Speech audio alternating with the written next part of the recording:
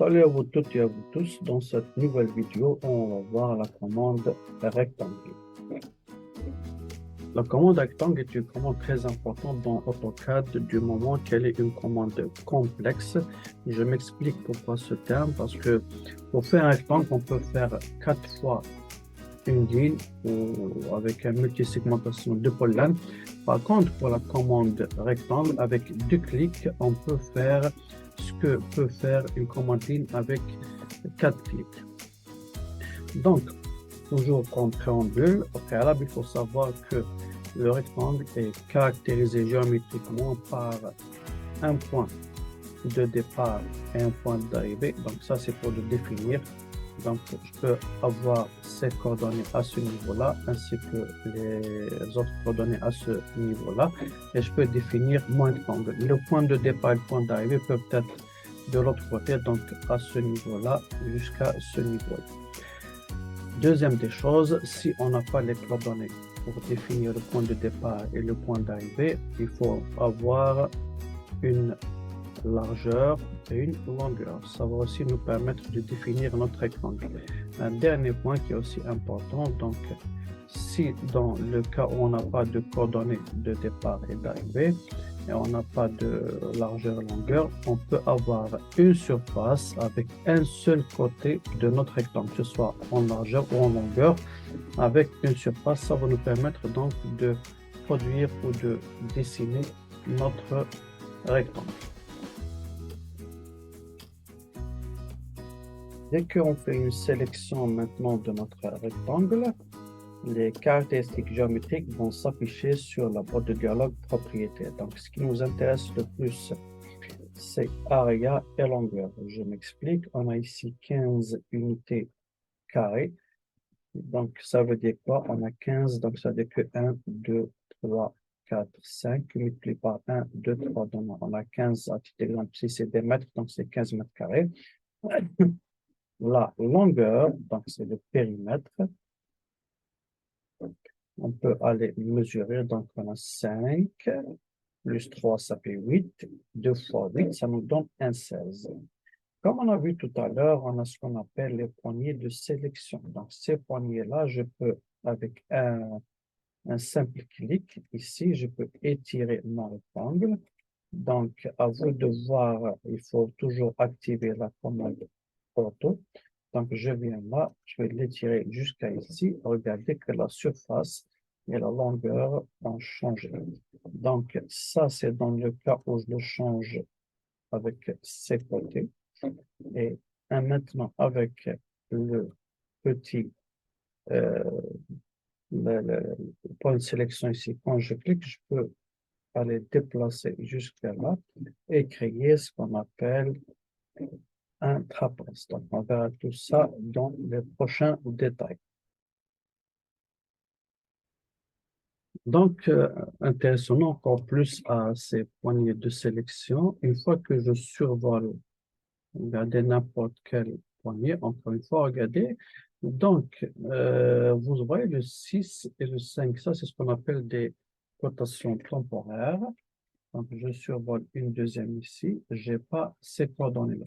Je reviens à celui-là, donc c'est toujours pour comprendre maintenant qu'au lieu d'aller jusqu'à mesurer ou à la rotation, on a des nouvelles options dans les dernières versions d'AutoCAD qui nous donnent la dimension de notre rectangle sans aller chercher les mesures ou les cotations. Donc, en même temps, vous voyez qu'il y a un menu contextuel qui s'affiche chez Stretch Vertex, Add Vertex et Remove Vertex. Donc, ça veut dire qu'on peut étirer, ajouter ou supprimer. On va voir une par une. Soit vous allez avec les flèches de votre clavier et aller descendre et monter. Donc, je prends la première stretch, je valide avec mon clavier. Et là, regardez que je peux aller faire monter jusqu'à ici. Et là, j'ai fait, donc regardez, là, il me donne la longueur dièse. Donc, on a 6. D'accord? On a 6.083. Donc là, on peut le modifier comme on veut. Quoique cette fonction stretch, on peut la faire sans passer par ce menu. D'accord, on va rétablir. Maintenant, il y a une autre qui est plus importante. Donc, j'ai besoin de créer un autre ou une autre poignée de sélection ici. Je viens sur le menu ici, je vais sur Add. Et là, je vais choisir à quel niveau je vais rajouter. Je vais faire ça à ici. Et vous voyez que j'ai rajouté un stretch. Je vais rajouter un deuxième pour mieux comprendre ce qu'on va faire. Je vais ici à cet extrême, je fais Add ici. Je viens là, je fais Add. J'annule.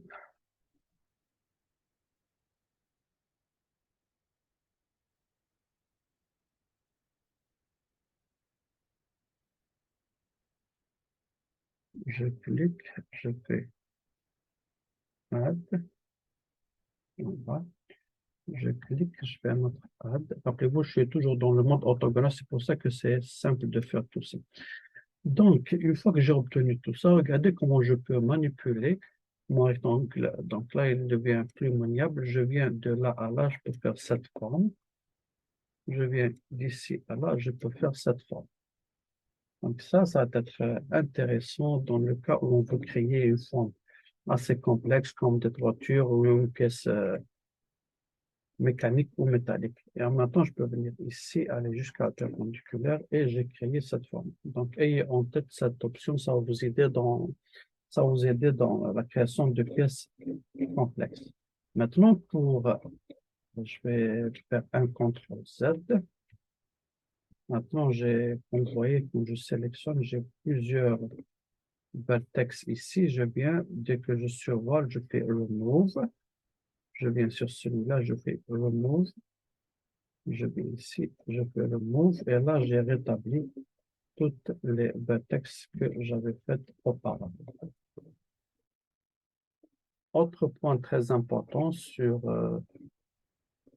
fenêtre de propriété, donc dès que je sélectionne mon rectangle, vous voyez que j'ai le Global Wide. Donc là, je peux aller sur Global Wide. Rappelez-vous, c'est comme sur la polyline, donc je peux faire 0,25 et là j'aurai un rectangle avec une épaisseur de ligne.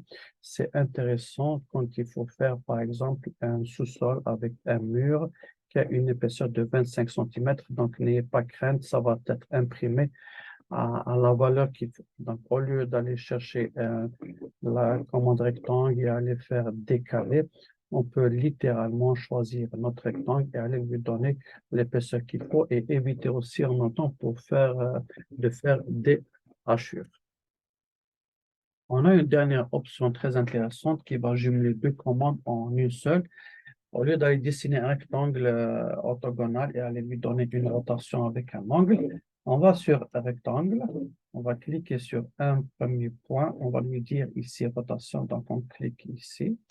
Donc sur rotation, on va spécifier que ma rotation elle a 45 degrés. Et là, encore plus intéressant que ça, on peut revenir à notre affaire de surface et tout. Bon, moi, je ne vais pas retourner sur ces affaires-là. Je vais juste regarder le masque de saisie. Je vais faire ici 7 tabulation et je vais faire 3. Je valide et je fais un rectangle de 7 par part. Maintenant, une dernière fois, faites attention, tous les rectangles que vous allez dessiner vont avoir un angle de rotation de 45 degrés. Donc, pour éliminer ça, on vient ici, la rotation, on va dire 0 et le rectangle a été rétabli. On va commencer à faire quelques pratiques de la commande rectangle. Donc, cette commande qui se trouve sur le ruban en haut, sur le groupe de commandes Draw ou Dessin, on va cliquer sur le rectangle ici avec le bouton gauche de ma souris. Je clique dessus. Là, pour savoir que ma commande est active, le curseur va changer, ainsi que le menu contextuel en bas sur la barre des commandes va changer. Donc là, je peux choisir un premier point ici. Je vais lui dire, je peux introduire des coordonnées, tiens, par exemple, pourquoi pas. Donc, je peux lui dire 1,1. Je valide. Regardez que Là, j'ai introduit des coordonnées de départ. Maintenant, pour l'arrivée, je vais arriver ici à cette coordonnée 5, 5. Donc, ce qu'il me faut avoir, c'est une longueur de 4 et une largeur de 4. Donc, la première possibilité, c'est la voici. On peut aller faire avec le ou la flèche de mon clavier qui va vers le haut. Dès que je clique dessus, j'ai le menu ici de la saisie dynamique qui change. Je sélectionne, je vais lui introduire 4,4 et je valide. Donc, j'ai 1, 2, 3, 4, 1, 2, 3, 4. Donc, c'est ce qu'on appelle les coordonnées relatives. La première, on avait mis la coordonnée universelle, c'est 1, 1, et l'autre, c'est relative. Une deuxième manière, maintenant, je clique sur mon rectangle, je vais choisir ce premier point, je peux faire des coordonnées donc de 2 où je vais cliquer littéralement ici. Regardez bien ce qui m'affiche quand je vais bouger ma souris. Donc j'ai 2. Moi, je vais lui faire OK, on laisse 2. Sauf que maintenant, il faut faire tabulation avec votre clavier. Vous voyez que le 2 est fixé. Et maintenant, le 4 ici, je vais mettre un 2. Ça veut dire quoi cette opération? Le premier 2, c'était pour la longueur et la deuxième, c'est pour la largeur. Une fois que j'ai terminé, je valide et j'ai fait un rectangle de 2 par 2. Alors, une autre méthode maintenant, je clique encore une fois, specify, ça on les a vus. Maintenant, qu'est-ce qui veut dire par chamfer, élévation, filet, tout ça, on va voir comment fonctionne chaque élément de ma sous-commande. Donc, commençons par chamfer, ça veut dire quoi? Un chanfrein, avant de commencer, je vais vous l'expliquer ici. Je supprime ça. Donc, un chanfrein, dans le terme géométrique, c'est avoir une partie biseautée comme ça.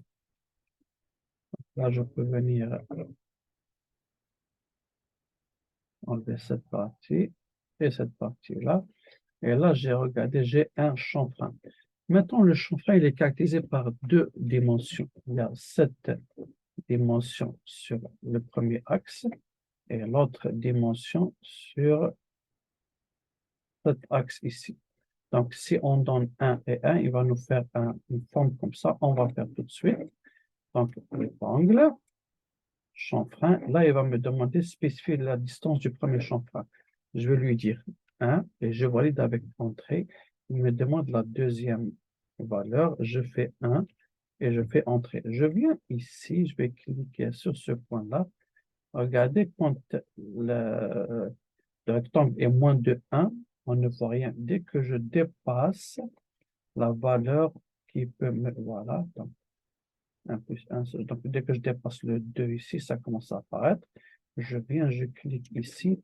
Donc, j'ai chanfreiné mon rectangle de 1, 1 sur chaque côté. Donc, faites attention seulement à une autre chose, c'est que à deux choses, pardon. Tous les rectangles que vous allez dessiner plus tard vont être chanfreinés. Il faut annuler le chanfrein. Comment le faire? On retourne à la commande rectangle. On va faire chanfrein. Je vais sélectionner, pas la peine de spécifier le premier chanfrein, je vais dire 0. Entrée, le deuxième 0. Donc, dès que je clique de là vers ici, j'ai enlevé tous mes chanfreins. On va encore recliquer sur la commande rectangle.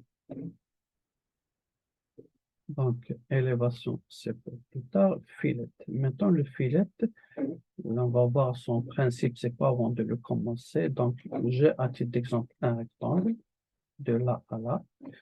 Donc, on suppose que je vais créer un filet ici avec centre. Je clique de là, je vais ici jusqu'à ici. Donc,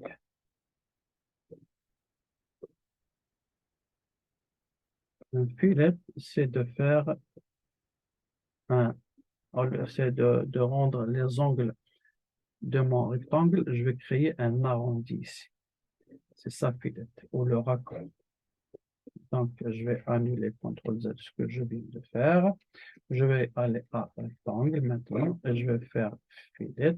Là, il va me demander spécifier le rayon. Je vais lui faire 1 et je valide. Je vais choisir un premier point.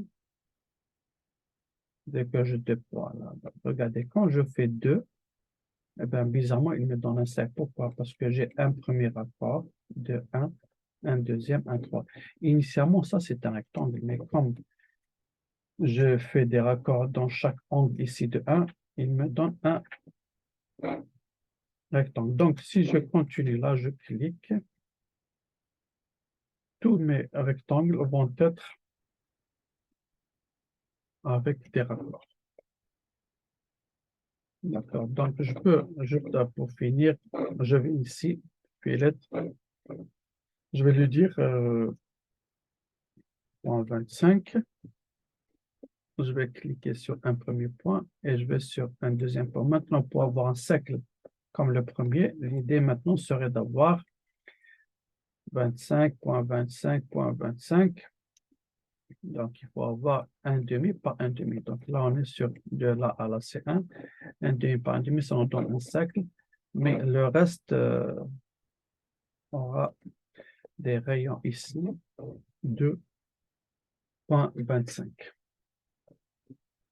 Encore une autre la même observation que les chanfreins. Donc, tous les rectangles que vous allez faire vont avoir un rapport. Donc, ayez avoir dans l'esprit comme réflexe d'aller faire un rectangle, aller sur fillet et là, introduire la valeur 0. Donc, là, je reviens ici et j'aurai un rectangle que j'ai redéfini avec sa forme de base. Toujours avec la commande rectangle, je l'active. Là, j'ai thickness ou épaisseur. Là, on ne va pas l'avoir puisque ça, on peut paramétrer ça dans les impressions. Ce qui est plus intéressant, c'est le wide, c'est la largeur. Donc, je clique sur wide. Il me demande de spécifier la largeur de mon rectangle. Je vais lui dire ici 0.1. Donc, dès que je vais créer un rectangle, quelles que soient ses dimensions, regardez, il a une épaisseur, pardon, une largeur de 0.1 ici. Donc, c'est à peu près ça. Encore une fois, faites attention, tous vos rectangles que vous avez dessinés vont avoir la même largeur. Donc, vous allez à rectangle, wide, faites 0 et ça vous donne la valeur par défaut. Donc, on a rétabli notre dessin. Une dernière option maintenant sur le rectangle, dès que j'active encore une fois la commande. Donc là, je vais faire élévation. C'est un bon élément. Donc là, c'est très important de connaître qu'est-ce que ça fait. Je clique ici, je vais faire élévation à 0.5, je laisse la valeur déjà. Je clique de là vers ici, aucun résultat graphique. Je répète, je vais lui dire élévation. Au lieu de 0.5, je fais 1 par exemple. Je viens de là jusqu'à ici. Ça ne donne rien. Je vais refaire rectangle, élévation pour une fois. Je vais faire 1.5 cette fois-ci, histoire de voir ou de faire plusieurs témoins. Donc là, ça ne donne rien, ça donne des rectangles ordinaires. Sauf que, regardez, quand je sélectionne celui-là, je suis sur l'Inde, Z. Est-ce que j'ai un Z ici? Je n'ai pas de Z.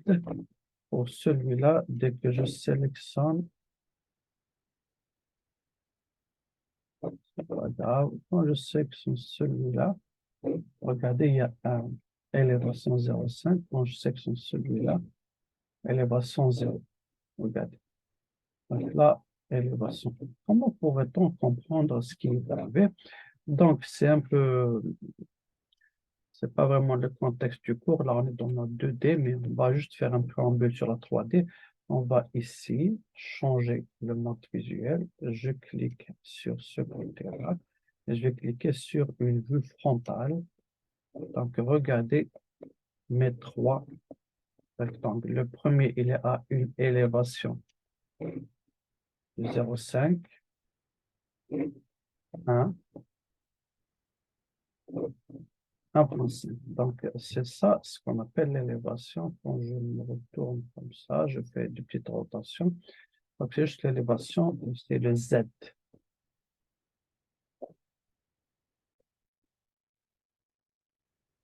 Donc, encore une fois, quand j'active la commande rectangle, on a vu toutes ces affaires-là. Maintenant, spécifier le premier point, je vais faire un point ici. Donc, il y a un autre menu qui s'affiche. Maintenant, c'est Aria. Ça dit quoi? Ça dit que je vais dessiner un rectangle par rapport à sa surface.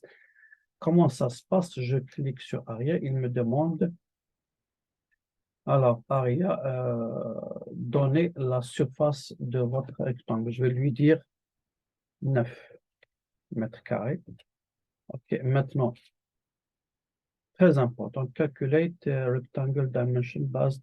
Est-ce que ça va être, vous allez fixer la largeur et puis il va calculer, pardon, vous allez fixer la longueur, lui il va calculer automatiquement la profondeur et pour avoir la surface que vous avez choisie, ou vous allez choisir ce côté-là et avoir le reste ici avec la surface voulée. Donc, je vais faire comme ça par length. Je vais faire, à titre d'exemple, 1, je valide. Donc, voici mon temps. Il a fait 1, 2, 3, 4, 5, 6, 7, 8 et 9. Donc, je vais ici, j'ai Aria 9. Je vais faire un deuxième rectangle maintenant. Je clique ici et je viens à ce point-là. Je fais Aria. Je laisse la même surface. Je valide. Maintenant, au lieu de length, je vais faire wide. D'accord. Enter rectangle wide. On va faire 1. Donc, regardez, le premier, j'ai fixé cette valeur, il m'a donné la profondeur. Le deuxième, j'ai fixé cette valeur de 1 et il m'a donné la profondeur tout en sachant que j'ai toujours la même surface de 9. Donc, ça, c'est important quand on a, par exemple, des chambres. Je m'explique et je vais refaire l'exemple. Quand on est architecte, on va cliquer ici. Je vais lui dire, fais-moi des chambres de 12 mètres carrés avec un côté de 3,5 mètres. Je valide. Donc, automatiquement, lui, il va me faire sortir. J'ai 3,5. Ça me donne 3,5 ici. Donc, c'est lui qui fait le calcul automatique. Je refais une deuxième fois. Je sélectionne ici, surface, alors 25 mètres carrés avec un côté, on va dire, de 4 mètres et longueur 3,5 ou 4 mètres. Regardez donc 12 mètres carrés. Là, j'ai 25 mètres carrés. J'ai 3,5, 3,5. C'est lui qui calcule automatiquement le recul ici. Je vais faire un rectangle maintenant qui va obéir juste à la largeur et à la longueur. Donc, je spécifie un premier point. Je vais dire dimension. Je clique sur dimension. Là, il va me demander quelle est la longueur. Je vais dire 5. Je valide. Quelle est la largeur? Je vais faire 3. OK. Quand je valide, il ne va pas dessiner directement mon rectangle. Il va vous dire quelle est son orientation. Est-ce que vers le haut, à la gauche, à droite, c'est quand vous voulez. Donc, moi, je vais dire qu'il va être vers le haut. Comme ça, je clique juste à un point vers le haut. Et là, il va me matérialiser mon rectangle. Je répète, rectangle, un premier point. Je vais lui dire dimension. Ça va être un rectangle, oui, de 1 par 3, pourquoi pas. Donc, regardez, 1, c'est dans le sens des X, le 3, c'est dans le sens des Y. Maintenant, dans quel sens vous allez le faire? Donc, je vais le faire dans ce sens-là. Je vais cliquer en haut et j'ai terminé mon rectangle.